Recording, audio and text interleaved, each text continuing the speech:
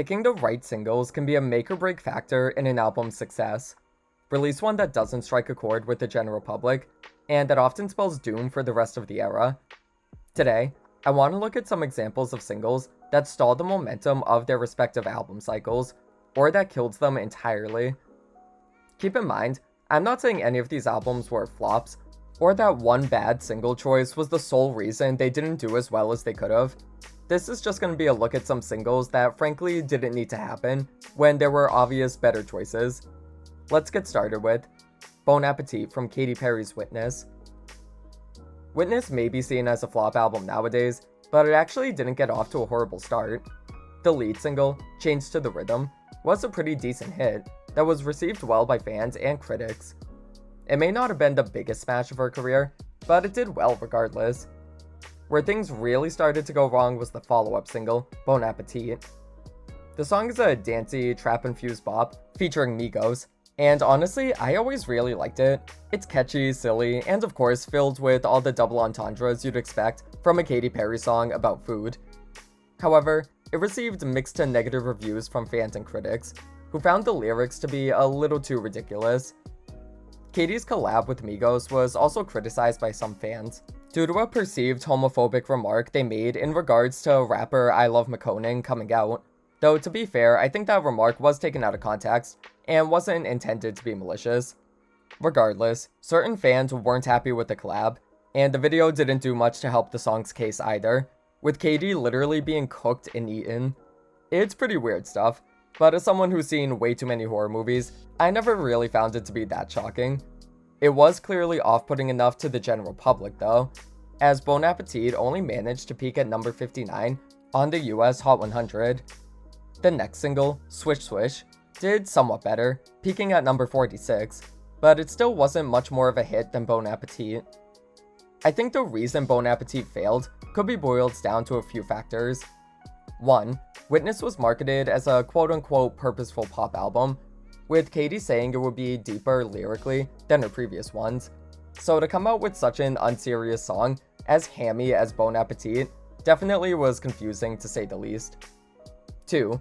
The song and video may have just been too weird for audiences.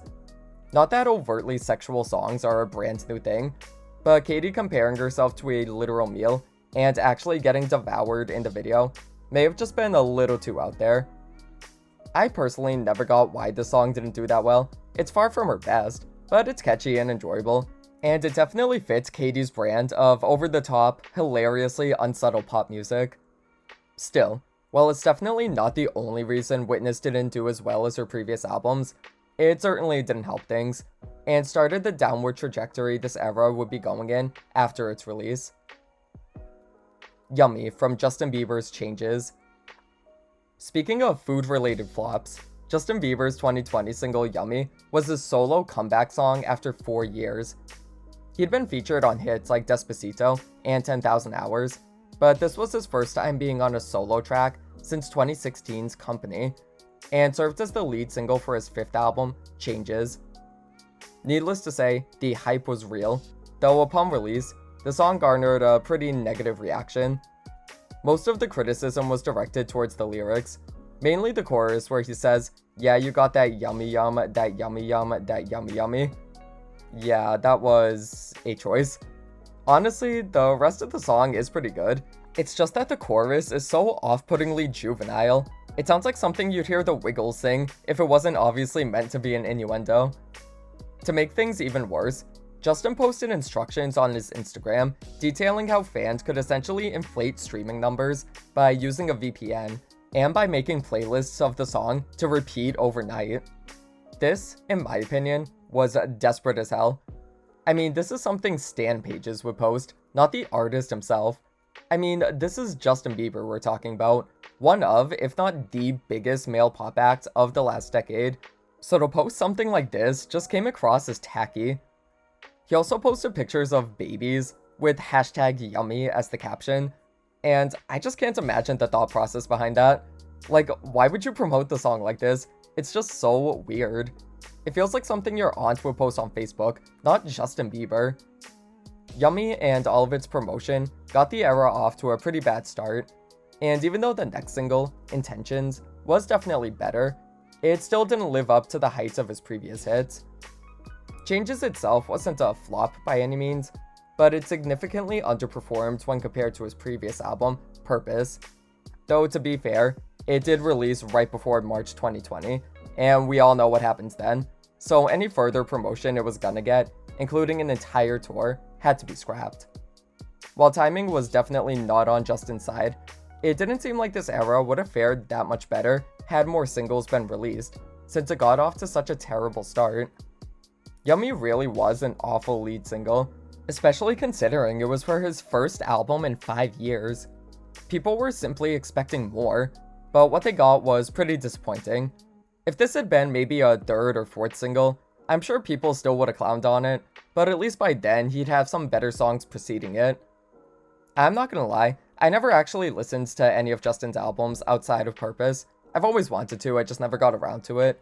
But I'm sure there were better choices for a lead single on Changes. I mean, if Yummy was really the best option, that album must have been pretty bleak. It feels like Yummy is kind of forgotten about nowadays. I mean, there were definitely worse things that happened in 2020 that may have overshadowed it a little bit, but regardless, it'll always serve as a prime example of how not to start an era. Bye Bye from Mariah Carey's E=MC². Mariah's 2008 album E=MC² is filled with bops. It's definitely her most overtly party record, and was obviously inspired by the electropop boom that was happening in 2008. The lead single, Touch My Body, became her 18th number 1, and served as a fun, light, unserious way to start off the era.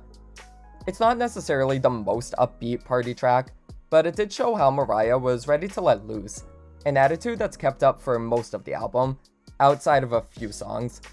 Bye Bye, the second single, was one of those songs.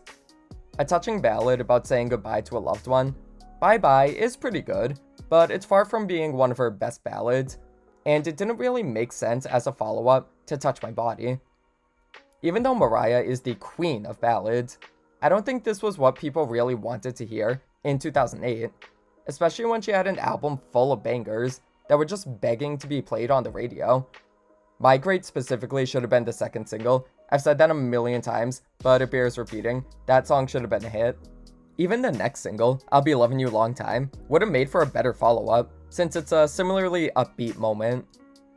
Bye Bye managed to peak at number 19 on the Hot 100, but the following singles did not fare nearly as well, with I'll Be Loving You Long Time peaking at number 58, and I Stay in Love not charting at all on the Hot 100.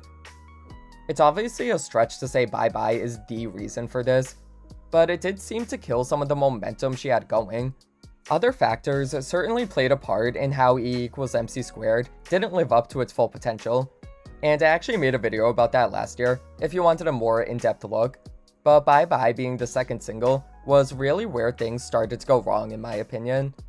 It's impossible to know for sure if the album would have fared better had any of the other songs been a single, but I think it's safe to say Bye Bye was not the best choice. Just a Fool from Christina Aguilera's Lotus. Similar to Witness, Christina Aguilera's Lotus is considered to be a flop among pop fans, despite getting off to a pretty decent start. The lead single, Your Body, peaked at number 34 on the Hot 100, which doesn't sound like a massive hit, but you have to remember this was just 2 years after her album Bionic, which was widely deemed a commercial low point in her career, so to have a moderate hit like this was a good sign. It also fit comfortably into the EDM-heavy soundscape of 2012, and showed that Christina was ready to make some party bops.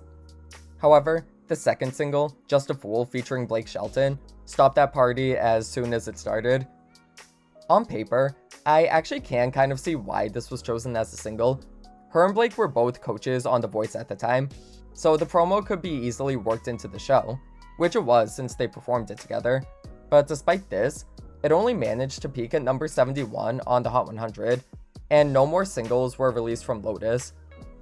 Again, it's not like this song was the sole reason Lotus flopped. I actually have a video about that album too, if you want a more in-depth look, but it's clear that Christina's heart just wasn't totally into this project like it was for previous ones, and doing a country ballad with Blake Shelton was something she probably never would have done had she not been on The Voice.